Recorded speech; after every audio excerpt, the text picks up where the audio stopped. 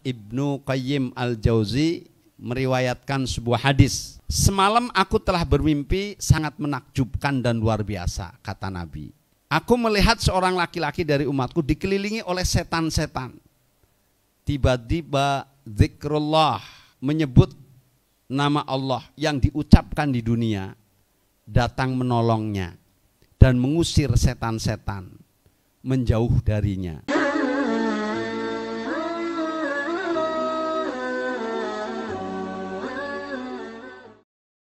Assalamualaikum warahmatullahi wabarakatuh. Bismillahirrahmanirrahim. Alhamdulillahi rabbil alamin. Wal aqibatu lil muttaqin wala udwana illa 'alal zalimin. Asyhadu an la ilaha illallah al malikul haqqul mubin wa asyhadu anna Muhammadan abduhu wa rasuluhu shadiqul wa'dil amin. Allahumma salli ala sayyidina Muhammadin al-fatihi lima ukhlik wal khatimi lima sabaq nasiril haqqi bil haqq wal hadi ila suratikal mustaqim wa ala alihi haqqa qadrihi wa miqdarihil azim. Salatan taftahu lana biha abwabar ridha wa taysir wa tuhliku biha anna abwabasy syarri wa ta'sir wa takunu lana biha waliya wa nasira anta waliyuna fa ni'mal maula wa ni'man nasir. Allahumma anfa'na bima 'allamtana wa 'allimna ma yanfa'na wa zidna ilman nafi'a wa atina hikmah. Allahumma rzuqna fahman nabiyyin wa hifdzal mursalin wa ilhamal malaikatil muqarrabin. Allahumma barik lana fi maqamina hadza, Allahumma barik lana fi majlisina hadza, walhamdulillahi rabbil alamin. Taqabbalallahu minna wa minkum taqabbal ya karim. Ibu bapak hadirin hadirat rahimakumullah, mari kita lihat bagaimana Ibnu Qayyim al-Jauzi meriwayatkan sebuah hadis.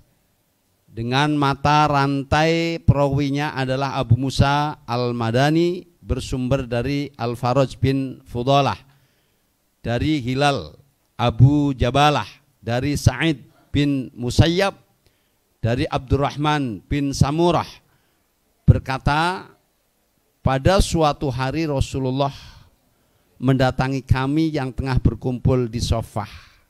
Sofah itu teras Masjid Nabawi yang sering untuk tempat berteduh berkumpul para sahabat yang fakir seperti Abu Hurairah dan lain sebagainya. Beliau berdiri di tengah-tengah kami dan bercerita tentang mimpinya. Mimpi Nabi juga wahyu. Sekali lagi, mimpi Nabi wahyu. Kalau mimpi kita tidak mungkin wahyu, sangat kecil kemungkinannya wahyu. Kalau mimpi kita lebih dominan kepada nafsu. Jadi mimpi Nabi wahyu pasti benarnya. Semalam aku telah bermimpi sangat menakjubkan dan luar biasa, kata Nabi. Aku melihat seorang laki-laki dari umatku dikelilingi oleh setan-setan. Jadi kalau di hadis di Quran menyebutkan laki-laki saja berarti perempuan masuk. Kalau dhomirnya dhomir laki, perempuan masuk. Kecuali ada tahsis.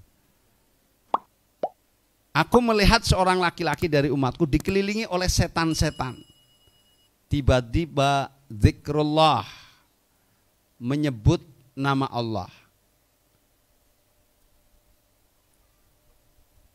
Zikrullah, menyebut nama Allah yang diucapkan di dunia, datang menolongnya dan mengusir setan-setan menjauh darinya. Aku, kata Nabi, melihat laki-laki dari umatku dikelilingi malaikat azab. Malaikat yang suka menyiksa, tugasnya menyiksa. Kemudian datanglah sholat dan menyelamatkannya dari sentuhan tangan malaikat yang hendak menyiksanya. Ada juga, kata Rasulullah, ini mimpinya Rasulullah itu panjang. Ada juga dari umatku, dia menjulur-julurkan lidahnya karena amat haus. Tenggorokannya bagaikan kering terbakar. Setiap kali hendak mendekatkan ke telaga untuk minum, dihalangi dan dihardik.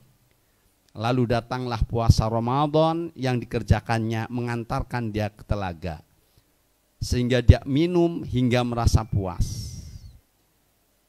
Ibu bapak hadirin hadirat rahimakumullah, ini panjang, tapi saya potong di sini. Intinya ada solusi di dalam memerdekakan jiwa kita, memerdekakan dari godaan setan, karena dari penjajahnya udah pergi. Iya, bahkan yang jajah sudah menjadi sahabat. Belanda dulu jajah, sekarang udah kerjasama. Iya kan? Cina dulu khianat di dalam kemerdekaan, sekarang yang berkuasa di Indonesia. Lalu bagaimana? Yang kita merdekakan harus setan dan hawa nafsu kita. Zikir adalah kuncinya. Oleh karenanya ibu bapak hadirin hadirat rahimakumullah, saya mengingatkan kembali bahwa di dalam kemerdekaan pada saat ini secara fisik kita sudah merdeka, tapi ternyata secara moral banyak yang masih terasa terjajah. Dulu ketika ada pemerintahan yang zalim, ada ulama yang kuat, tangguh untuk membela rakyatnya. Katakanlah ketika di Basrah dulu terjadi, ketika pemerintahan Zahir Baibas akan menaikkan pajak, kemudian tampil Imam Nawawi. Imam Nawawi pada saat itu sangat-sangat berperan. Apa yang dikatakan oleh Imam Nawawi, maka semua umat Islam rakyat akan ikut. Tidak sehebat presidennya pada saat itu. Presiden belum mesti didengar, tapi kalau Imam Nawawi pasti didengar. Sehingga ketika pemerintahan Zahir Baibas akan menaikkan pajak di seluruh aspek, pajak akan dinaikkan, yang diminta restu adalah Imam Nawawi. Imam Nawawi menolak. Saya tidak pernah akan menyengsarakan rakyat umat Islam. Saya akan umumkan untuk taat naik pajak dengan catatan korbankan seluruh harta yang ada pada penguasa. Penguasa sudah cukup banyak uang-uang yang diambil dari rakyatnya. Kekayaan sudah banyak ditumpuk, turunkan dulu. Berikan bantuan dulu sehingga tidak menaikkan pajaknya. Tapi selama itu tidak dilakukan, pejabat-pejabat tetap hidup mewah. Uang-uang dia kumpulkan, bahkan disimpan di bank-bank luar negeri. Aset negara dijual, sementara rakyat akan tambah susah dengan naiknya pajak. Demi Allah, kata Imam Nawawi, saya tidak pernah akan menganjurkan. Sehingga rakyat itu secara tidak langsung diperintahkan oleh Imam Nawawi untuk membangkang tidak membayar pajak. Ini di Indonesia belum ada yang ulama begini. Malah ulamanya ikut bayar pajak juga. Mestinya ada ulama yang begitu. Ini memperjuangkan rakyat betul. Sehingga Imam Nawawi pada saat itu sampai diusir sampai dari kerajaan. Beliau diusir dan pindah ke kampung Nawa. Namun beliau kemudian diusir, pergi, ditinggalkan rumahnya, nggak dipikirkan di kampung Nawa. Nggak berapa lama, beberapa bulan kemudian presidennya resah. Kemudian memanggil ulama-ulama yang pro pemerintah. Lah dari dulu itu ulama yang anti pemerintah jumlahnya sedikit. Ulama yang vokal jumlahnya sedikit sekali. Pada saat itu hanya Imam Nawawi. Yang lain pro pemerintah karena banyak bantuan. Dekat sama pemerintah, kegiatan aman. Dekat dengan pemerintah, bantuan lancar. Begitu kan? Nah, ulama dikumpulkan, kata raja, presiden mengatakan bikin panitia untuk penjemputan Imam Nawawi. Lebih baik Imam Nawawi diminta untuk pulang kembali ke ibu kota. Ini jangan di kampung Nawa. Bikin panitia penjemputan. Hari yang ditentukan. Kemudian disepakati. Dijemput Imam Nawawi sama ulama-ulama ini. Begitu Imam Nawawi menerima tamu ini, dia sampaikan, saya atas nama seluruh ulama serta atas nama pemerintah meminta agar Imam Nawawi untuk kembali lagi ke ibu kota, ke Basrah. Imam Nawawi mengatakan, oh tidak. Saya tidak akan kembali ke Basrah. Tunggu dulu. Saya akan kembali tanpa harus dijemput karena saya akan kembali setelah presidennya mati. Dan ternyata Tidak sampai sebulan dari omongan Imam Nawawi, presidennya mati. Nah, ya. Setelah presidennya mati, Imam Nawawi balik. Rakyat semakin yakin, inilah panutan kita. Dijemput nggak mau. Karena tahu kalau dia dijemput mau, nanti bersyarat. Nah, kalau ada bersyarat, repot lagi urusannya. Iya, bebas tapi kagak boleh ngomong. Iya, iya kan begitu. Iya. Diawas-awasin, bersyarat. Apapun kalau bersyarat kagak enak. Iya kan? Iya, syarat. Bapak bebas untuk ceramah, tapi nggak boleh ngomong yang begini. Syarat. Jadi jangan yang bersyarat-bersyarat. Ada nggak ulama yang begini di Indonesia? Ada nggak? Yang mana ini yang banyak? Yang kayak Imam Nawawi? Ibu bapak hadirin hadirat rahimakumullah, ini masalah pajak. Makanya menarik, mohon maaf, ini saya ngungkap sedikit. Almarhum Al-Mahfulah, seorang ulama, seorang aulia, Imam Salim Asyatiri, Habib Salim Asyatiri, almarhum Al-Mahfulah, pernah ditanya sama seorang muridnya, saya nggak sebutkan muridnya yang nanya, beliau ada di Jakarta, beliau termasuk murid angkatan awal. Pertanyaannya sepele sebetulnya. PLN dulu masih punya negara ya. Namanya PLN, perusahaan listrik negara. Sekarang kan sudah dijual. Sudah bukan punya negara kan, cuma namanya masih negara. Konon katanya. Kalau nggak salah sahamnya sudah milik asing lah. Dulu ini lama. Dan nanya, Habib, saya punya musola, punya masjid, ini ngambil listrik setrumnya itu nggak bayar. Orang bilang nyolong strum listrik, ini bagaimana hukumnya? Menarik pertanyaan ini. Habib Salim Asyatiri menjawab, apakah di negara Anda banyak kezaliman? Betul. Apakah banyak pemimpin-pemimpin, penguasa-penguasa yang korupsi, mencuri uang rakyat? Betul. Apakah tempat-tempat maksiat banyak yang diizinkan? Betul. Apa kata beliau? Itu enggak nyolong, ngambil haknya, ambil aja, enggak dosa. Dia ngambil. Apalagi buat masjid. Beliau mengatakan untuk pribadi pun tidak dosa di sisi Allah.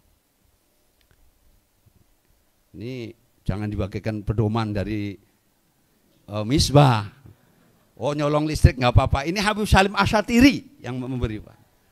Saya bilang nih sama Habib Fulan, Habib terus gimana? Ya saya nggak nyolong, kata Habib, nggak nyolong kok, nggak dosa. Kenapa? Alasannya itu.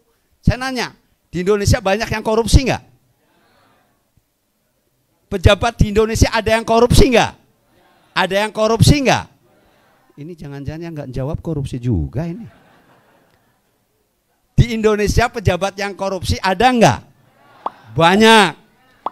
Tempat maksiat yang diizinkan ada enggak? Banyak. Kezaliman di Indonesia ada enggak? Udah, jawaban itu, begitu jawabannya iya, betul, banyak. Habib Salim Asyatiri mengatakan bukan nyolong, enggak apa-apa. Ya, paham, jelas, jelas. Pulang pada narik kabel ya. Ibu bapak hadirin hadirat rahimakumullah. Tapi kalau petugas kesini ngecek kagak ada yang nyolong, semuanya bayar, taat bayar pajak. Kenapa taat bayar pajak? Karena takut diputus. Iya kan? Tapi dulu ibu bapak mohon maaf, ada seorang ulama di Jawa Timur namanya Mbah Danan. Ini dia nyeleneh. Ini ulama wali nyeleneh. Dulu yang punya motor itu sedikit. Beliau punya motor, itu kalau ada operasi gabungan, dia nggak mau berhenti, dikejar. Kalau dikejar sengaja supaya dikejar, nanti kebut-kebutan. Polisinya ngebut, dia ngebut. Nah begitu sudah mau kepepet gitu, ada sungai, dia langsung lompat ke sungai, brek begitu. Itu sungai itu bisa 4 meter, motornya brung, begitu udah sampai ini. Halo Pak Polisi, dadah dia. Ayo dong ke sini. Balik lagi polisinya. Begitu polisinya nanya sama temennya, saya ngejar-ngejar orang. Begitu mau ketangkep, lompat motornya. Ngejar siapa? Enggak tahu, orangnya kayak gini. Mbah Danan, lu kagak kenal sama dia. Biarin aja dia mah Kiai Wali. Oh begitu, rupanya polisi baru. Belum kenal. Nah ini ceritanya beliau itu dia ada listrik ini. Enggak pernah bayar. Enggak pernah bayar. Dulu masih PLN. Petugasnya datang dipotong itu. Kan dipotong tuh dulu kan. Potong. Cabut. Tapi waktunya listrik dinyalain nyala semua. Enggak ada yang mati. Itu mah masih ini. Dilipat begitu. Jadi habis dipotong, diputuskan dilipat begitu. Enggak dipasang lagi. Tapi listrik nyala semua. Begitu petugasnya dapat laporan, dia ngecek. Disambung kali. Begitu ngecek dia bengong. Ini kok bisa nyala? Mbah Dananya bilang, loh ini ente putus, jaraknya dilipat nggak sampai 1 meter. Ente renggangin 1 meter, saya masih bisa nyambung 1 meter pakai hoib. Akhirnya ya sudah deh Mbah Danan sambung lagi, terserah sambung aja. Itu. Tapi kalau habis disambung nanti ada yang mutus lagi, saya nggak tanggung jawab. Allah itu mutus nyawa sendiri, kagak ada yang berani itu. Pertanyaan lagi, ada kiai model begini sekarang nggak? Ada nggak? Itu menarik kan? Nah, oleh karenanya akhirnya banyak musibah, maksiat di mana-mana, korupsi nggak selesai-selesai. Kita untuk menghindarkan tadi godaan-godaan yang banyak, setan-setan yang suka menggoda kita supaya menambah pahala, ringan tapi pahalanya banyak, besar. Qala Rasulullah sallallahu alaihi wasallam. Rasulullah sallallahu alaihi wasallam bersabda, "Ja'ani Jibril." Ja'ani telah datang kepada aku Jibrila, malaikat Jibril. Jibrilu jadi fa'il. Faqala, maka berkata Jibril, "Basyir ummataka." Beritahu, berita gembira umatmu bifadaili al-hakum, dengan keutamaan surat Al-Hakum, maksudnya surat At-Takasur. Mamin ahadin, tidak ada dari seorang pun min ummatika, dari umatmu, yakra'uha, yang membaca siapa umatmu akan surat Al-Hakumut, biniyatin shodikin, dengan niat yang benar, inda mudja'ihi, ketika dia akan tidur, illa kutibalahu, illa kecuali kutiba ditulis lahu baginya, sab'una alfi hasanatin, 70.000 kebaikan. Wa maha anhu sab'una alfa sayiatin, kemudian dihapus untuknya 70 kejelekan. 70.000 kejelekan. Wa rufi'a, dan diangkat anhu untuknya sab'una alfi darajatin, 70.000 derajat.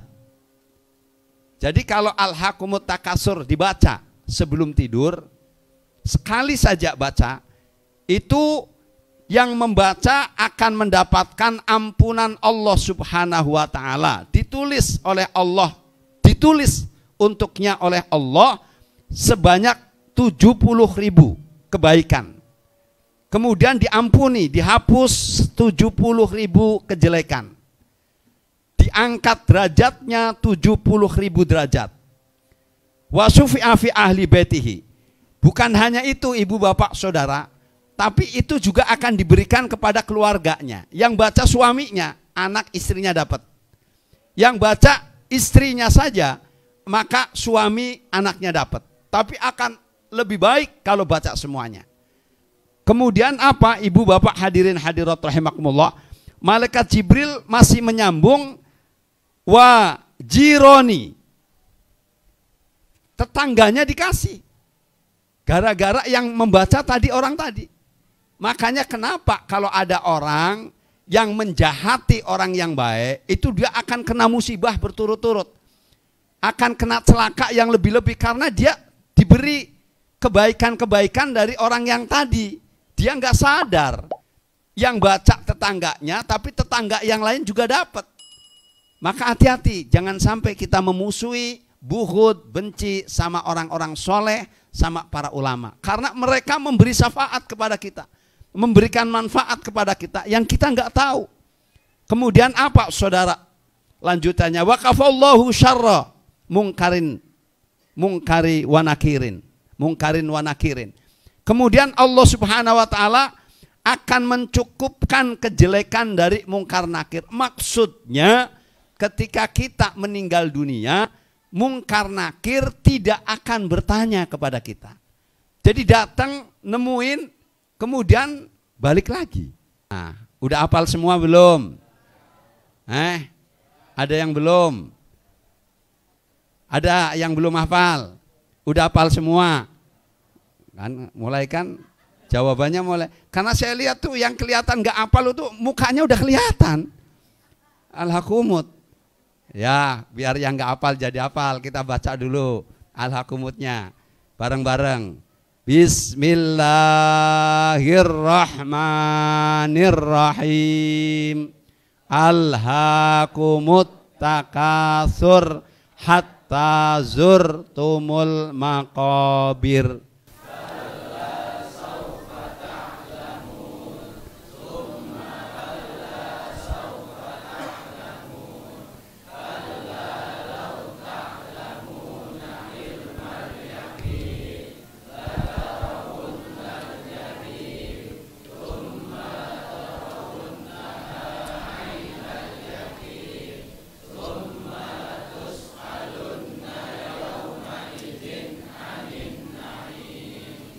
Sampai 2 menit?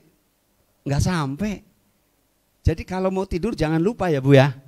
Bu, baca sekali. Boleh nggak 3 kali? Bagus. Ya Pak ya. Udah hafal kan? Jangan lupa. Penyakit lupanya itu. Loh, kalau udah ngantuk banget, brok kagak baca apa-apa.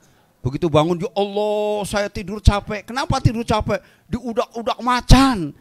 Lah iya tidurnya udak-udak macan mimpinya. Kenapa? Waktu tidur kagak baca apa-apa. Ditambah waktu tidur habis kencing ceboknya nggak bersih. Loh kok nggak bersih? Lah iya karena waktu kencing sambil diri nyipratnya kemana-mana. Makanya kalau kencing jangan sambil diri, sambil jongkok. Nanti di Bulughul Maram ada cara jongkok supaya kencingnya nyipratnya nggak sampai ke badan kita. Iya, jadi kencing berdiri nggak boleh. Rasulullah melarang, walaupun ada yang mengatakan ini makruh, tapi kalau larangan itu mendingan pokoknya hindari aja. Makanya ibu bapak saudara cek di Mekah, cek di Madinah, kagak ada toilet diri. Kencing sambil diri di sana nggak ada. Di Indonesia mesti cakep-cakep kencingnya sambil diri. Iya kan? Iya, udah begitu kencingnya lagi kebelet, begitu cek, aduh nyipratnya bukan cuma kemana-mana. Itu pakaian udah nggak boleh. Makanya memang lebih aman itu kita kalau mau ke kamar kecil, kamu mau ke kamar kecil, kalau mau kencing di toilet umum itu kita langsung ke kamar mandinya deh. Jangan yang sambil diri, hindari. Sebab banyak resikonya. Mudah-mudahan bermanfaat, mudah-mudahan kumpulnya kita semua, kita kumpul di tempat ini dipandang oleh Rasulullah SAW. Allah Subhanahu wa ta'ala ridha kepada kita. Serta mudah-mudahan kita dicatat oleh Allah Subhanahu wa ta'ala menjadi hamba-hamba Allah yang diwajibkan untuk masuk surga Allah Subhanahu wa ta'ala. Mudah-mudahan kita ditulis oleh Allah menjadi hamba-hamba yang mencintai Rasulullah sallallahu alaihi wasallam. Dan mudah-mudahan kita ditulis oleh Allah sebagai hamba-hamba Allah yang ibadahnya diterima oleh Allah, dosanya diampuni oleh Allah Subhanahu wa ta'ala. Amin ya rabbal alamin. Rabbana taqabbal minna innaka antas sami'un alim wa tub alaina innaka antat tawwabur rahim. Allahumma jbaina wa bain Syekh Ahmad Muhammad Tajuddin bil Mustafa sallallahu alaihi wasallam dunyan wa ukhra yaqzatan wa manama. Allahumma shalli ala sayyidina Muhammadin al-fatih lima uhlik wal khatim lima sabaq nasrul haqqi bil haqq wal hadi ila siratikal mustaqim wa ala alihi haqqa qadrihi wa miqdarihil azim. Ya Rabbana a'tarafna wa annana asrafna ala alladha asrafna fatub alaina taubah wastur lanal awrati wa aminir rawati waghfir li walidina wal ali wal ikhwani wasairil hilani aw ji'ratin aw suhbah wal muslimina ajma amina rabbi fasma la biktisabi minna bil mustafa rasuli Shalla wa sallam Rabbi alaihi adal habbi wa alihi wa sahbi walhamdulillahi